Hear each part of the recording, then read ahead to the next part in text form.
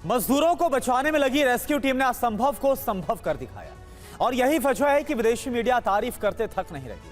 हमारी ये रिपोर्ट आपको बताएगी कि कैसे मजदूरों को बचाया गया, कैसे इस ऑपरेशन को अंजाम देने के लिए प्लान तैयार किया गया और फिर आखिर में कैसे मजदूर बाहर निकले।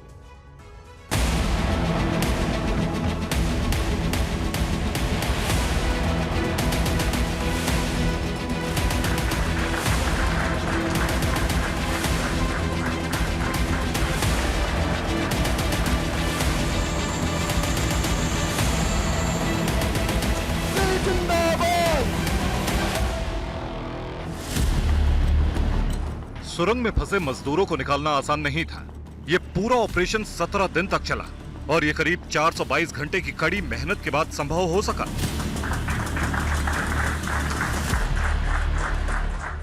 जैसे ही टनल से फंसे हुए मजदूर निकले, एक साथ 140 करोड़ लोगों के चेहरे पर मुस्कान लौटी। रेस्क्यू टीम के साथ साथ इस पूरे ऑपरेशन में जुटे सभी लोगों की तारीफें शुरू हुई।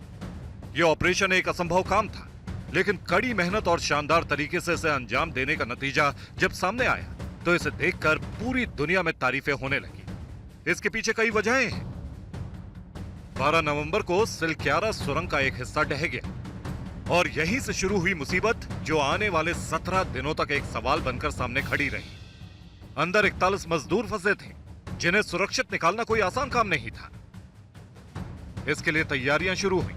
फंसे मजदूरों को निकालने के लिए सबसे पहले ऑगर मशीन से ड्रिलिंग शुरू हुई, लेकिन यह तकनीक काम नहीं कर पाई और मशीन मलबे में जा फंसी। इसके बाद रेड हॉल माइनिंग एक्सपर्ट्स बुलाए गए और उन्हें यह काम सौंपा गया कि किसी तरह से मजदूरों को वो बाहर निकाले। इसके साथ साथ जरूरत थी कि मजदूरों के पास ऑक्सीजन पहुंचे और उन्हें खाने पीने की चीजें मिले।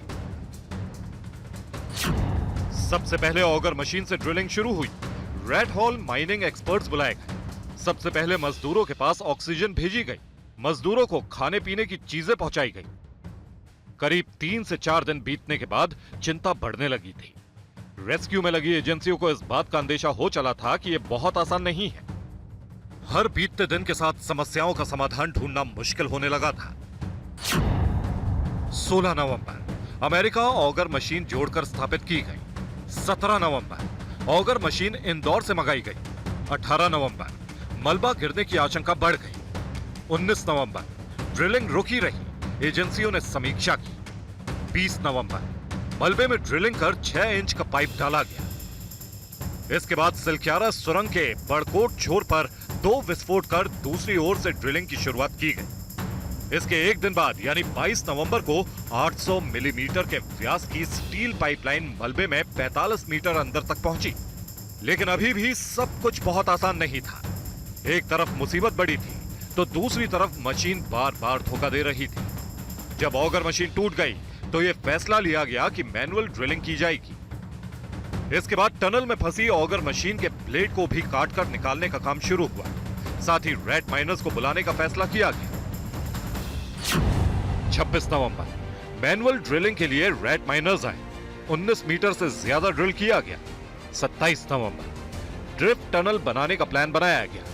36 मीटर तक वर्टिकल ड्रिलिंग का काम पूरा हुआ। दरअसल इस पूरे ऑपरेशन में रेड माइनर्स ने बड़ी भूमिका निभाई। कहते हैं कि रेड होल माइनिंग का मुख्य रूप से सुरंगों के जरिए कोयला तलाशने के लिए इस्तेमाल किया जाता है। करीब करीब ऐसा ही प्लान सुरंग में फंसे मजदूरों को बाहर निकालने के लिए किया गया और 2 टीम बनाकर 12 वर्करों को सुरंग में उतारा गया। एक टीम में 5 वर्कर थे और दूसरी टीम में 7 वर्कर थे। लेकिन पहले जान लेते हैं कि रेड होल माइनिंग कैसे होती है।